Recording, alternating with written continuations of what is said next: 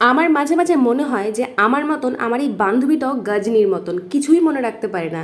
এই বান্ধবী ওর যখনই কেক লাগবে ও হয় একদিন আগে সেটা জানাবে, আর নয়তো সেদিনকে যেদিনকে লাগবে কেকটা সেদিনকে সকালবেলা ফোন করে আমায় বলবে যে বিকালে একটা কেক দিস।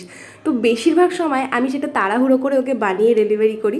তারপর এমনও হয়েছে ও সকালে ফোন করে কেকের অর্ডার করছে আর আমি সেদিনকে হয়তো বাড়িতেই নেই, হয়তো কোথাও বেড়াতে গিয়েছি, নয়তো কোনো কাজে গিয়েছি, হয়তো রাত হবে ফিরতে। তো তখন আমি অর্ডারটা নিতে পারিনি স্বাভাবিকভাবেই। তবে বান্ধবী তো যতই কেকের অর্ডার বেশি থাকুক না কেন, তারপরেও যখন ও কেকের অর্ডার করে কখনোই ওকে আমি না বলি না।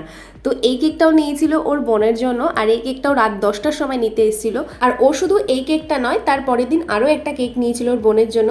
তো সেদিনকে এই মিনি কেকটারও অর্ডার ছিল এই বাস্কেট ডিজাইনের।